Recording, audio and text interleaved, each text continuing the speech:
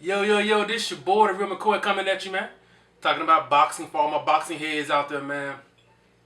This is why I love the sport, man. This is why I love boxing, man. And the new, and the new heavyweight champion of the world, man, Tyson Fury, man. Congratulations to Tyson Fury, man. He ended the King's reign. He ended Vladimir Klitschko's reign as the heavyweight champion of the world. Now, in my video, as most of you probably know, I predicted Tyson Fury to win by knockout. That wasn't the case, obviously. Unanimous decision win. I think most of the judges gave him right around 8 rounds of 4. I think when I watched the fight, because when they first showed it on, because it came on in Germany, people were hitting me up on my comment section on YouTube, and they was like, "And the new," I was like, "No," because I wanted to watch it first.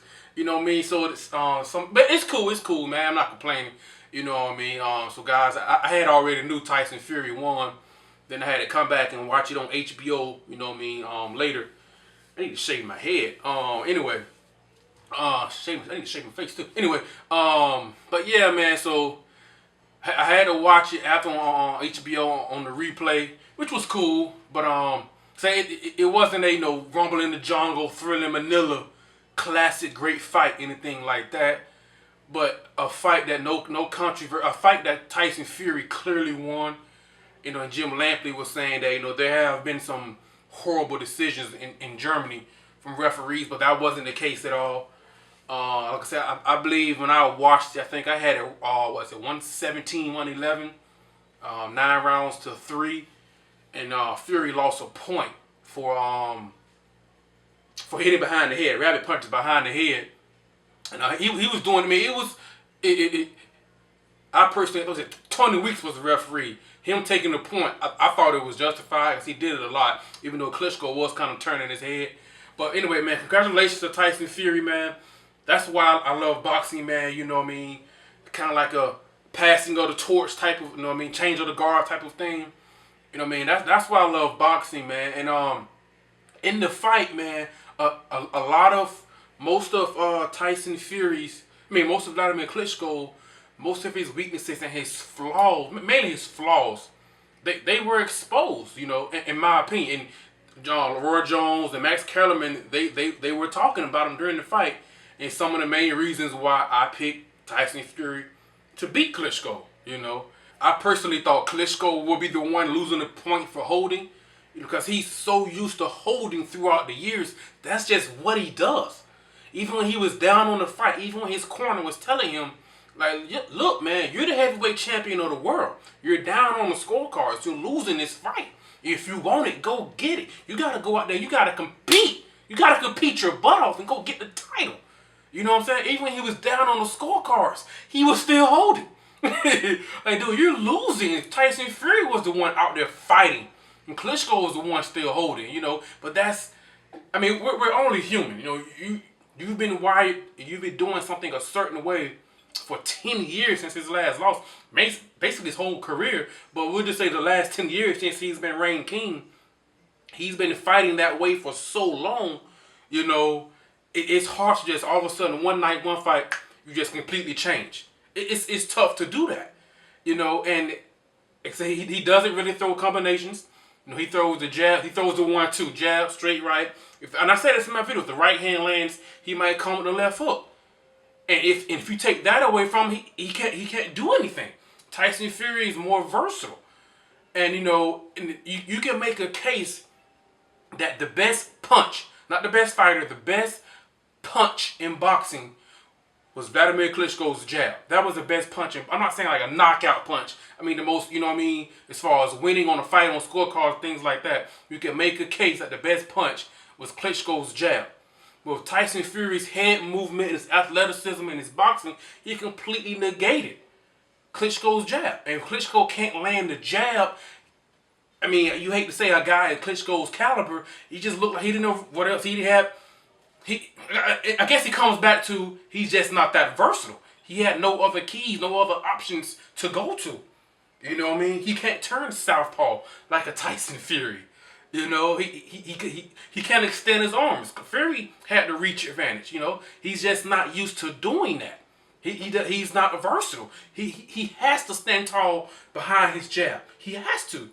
You know, and he's been so. I'm not saying Klitschko can't do it, but like I say, we're only human. He's been doing this for so long. It's difficult to just all of a sudden completely change. It's tough to do that. Fury had the head movement changing up on him. You know what I mean?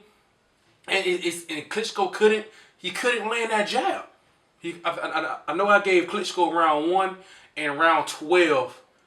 Because round 12, you know, he was landing some shots on Fury. It said there's that competitor, that competition finally needs to come out. I mean, this is the heavyweight championship of the world. You know what I'm saying? Like, come on. I'm not saying Klitschko doesn't have any heart, but at the same time, he's not used to being in the championship rounds 9, 10, 11, 12, down on the scorecards or close on the scorecards, and he got to go out there and he got to compete and go get it. He's not. I'm not saying he doesn't have any heart. He's just not used to doing that. And those were some of the reasons why I picked Tyson Fury to win. You know what I mean? Klitschko hasn't fought a young, hungry lion in I don't know how long. I mean, somebody who's in their mid-20s. I think Tyson Fury is 27, so mid to late 20s, however you consider 27. You know, Fury had the height, weight, reach advantage. You know, things like that. The better athlete. I mean, it's just it showed. It definitely showed, man. See, when he knew he was down on the scorecard, he was still holding. Like, dude, you're losing. And Max Kellerman was saying it. While you're holding, you're losing. Those are valuable 5-10 seconds of you holding, and the referee saying break, splitting you. That's valuable seconds, valuable time of you not having time to land some shots and things like that. But that's who he is. He holds. He clinches. He's been doing it for 10 years. His corner was also telling him, he was like, I think around like 10 or 11. I just got done watching the fight on HBO's replay. Said they showed it over in Germany way earlier in the day, so I had to wait. But his corner was telling him, get low, stay on your punches, sit on your punches, get low, and square up with this guy. But that's not who Klitschko is. He's used to being a bigger man. He's used to standing strong, standing tall behind his jab, and him successfully landing his jab. With Tyson Fury's head movement and his for a big man, like I say, Fury is light on his feet. He's light on his feet, man, and that kind of it took away Klitschko's jab. If Klitschko can't consistently land his jab, he's kind of just lost. And he has the talent and capability to do more, but we're human. He's been wired to do this, like the muscle memory for 10 years. I gotta land my jab.